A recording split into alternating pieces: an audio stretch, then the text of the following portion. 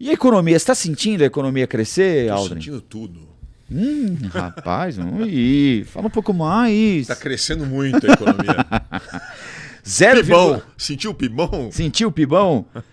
0,9% no terceiro trimestre, segundo o IBGE. É o 13º resultado positivo consecutivo do indicador.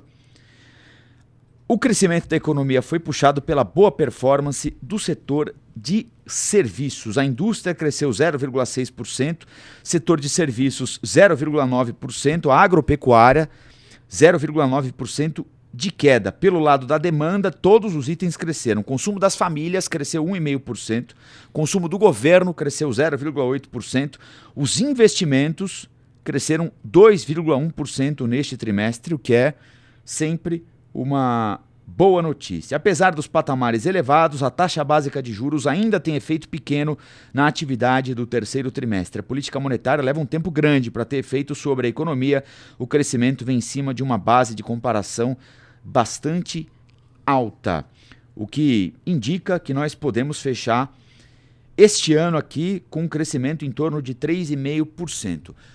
Há uma dúvida, Aldrin Mazei, e essa dúvida eu pressuponho não pode ser respondida nem por economistas, porque cada um aborda essa questão de uma maneira diferente. Não há dúvida que a economia do país está aquecida. Sim. Né? A gente tem aí um primeiro ponto, a disparidade entre os indicadores macroeconômicos e a sensação das pessoas. Eu considero algo muito parecido com o que acontece nos Estados Unidos, por exemplo. Né? Você tem a inflação alta corroendo uma parte dos ganhos das famílias, embora as famílias estejam consumindo bastante, como a gente viu aqui, alta de 1,5%. Ou seja, o pessoal está indo ao supermercado, está conseguindo comprar, está gastando com serviço. Serviço que é cabeleireiro, barbeiro, bar, restaurante, enfim, as pessoas estão consumindo, né? Mas provavelmente sentem que estão consumindo menos do que consumiam há um ano, há 6 meses, por causa da inflação. Acho que isso pode explicar um certo azedume, uma certa sensação de mal-estar que não tem coerência com os indicadores macroeconômicos. A economia crescendo e o país quase em pleno emprego. E um outro aspecto importante é por que a economia do Brasil está crescendo. Eu vi um dado importante dia desses. Poucas vezes na história do país houve tanto dinheiro colocado na economia pelo Estado como aconteceu nesse ano aqui, nas mais diversas modalidades. Ou seja, o Estado está, de certa maneira, estimulando o crescimento da economia, o que transforma em algo ainda mais contundente a preocupação com o tal do ajuste das contas públicas, a necessidade de o governo indicar que em algum momento vai parar de gastar ou vai estabelecer uma regra para os gastos. E que esse crescimento não seria algo perene, permanente. Ou seja, que o Estado hoje está vendendo uma sensação que ele não vai poder entregar daqui 6 meses, 1 ano, 2 anos talvez, porque esse crescimento não é um crescimento natural. É um crescimento anabolizado pelo Estado, digamos assim, que em algum momento vai ter de tirar o pé. Qual a tua avaliação sobre isso tudo, meu caro Aldrin Mazei? Olha, eu já fiz aqui um elogio ao Haddad, ao trabalho do Haddad uma vez, e ficaram me xingando, me mandando direct no Instagram. Você é um petista disfarçado, não tem nem vergonha de assumir que você só elogia o governo. Mas eu acho de fato que o Haddad está fazendo um trabalho, não só o Haddad, né? A equipe econômica do governo Lula, eles estão fazendo um trabalho que, dentro das circunstâncias, eu acho difícil alguém chegar e dizer que poderia ter feito melhor nesse momento.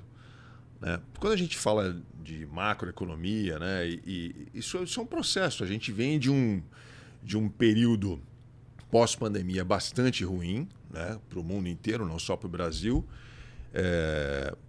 e que foi prejudicado ainda mais pelo, na minha também humilde avaliação, desastroso governo Bolsonaro, com o que o Bolsonaro fez no ano de 2022 para tentar se reeleger, rombo na Caixa Econômica, enfim. Aí eu vou ficar falando do Bolsonaro, vão falar, pô, vai botar a culpa no Bolsonaro. Mas é que realmente houve um desarranjo na economia brasileira acentuado com a soma da pandemia, com o governo desastroso do nosso ex-presidente, e que leva tempo para ser arrumado, né? Leva tempo, é preciso paciência. Como o Rafael bem disse aí, os indicadores macroeconômicos, se você for ver qualquer analista sério, e aí eu estou falando de o Marcos Lisboa, o Felipe Salto, o Henrique Meirelles deu uma entrevista esses dias no UOL. Eles falam que a economia, não dá para dizer que a economia brasileira, do ponto de vista macro, está ruim. Não está. Olha aí o desemprego caindo, menor taxa dos últimos 10, 15 anos, inflação sob controle. O problema é essa inflação dos alimentos, né? O preço dos alimentos, o preço do supermercado, a feira, está muito caro. E isso atinge diretamente a sensação da população, né? O primeiro termômetro do brasileiro, de qualquer cidadão, é o supermercado. E isso realmente está pegando, né? Os preços dos alimentos eles não caem, pelo contrário. Cada semana que você vai no mercado, você vê os preços subirem. Isso tem uma série de explicações.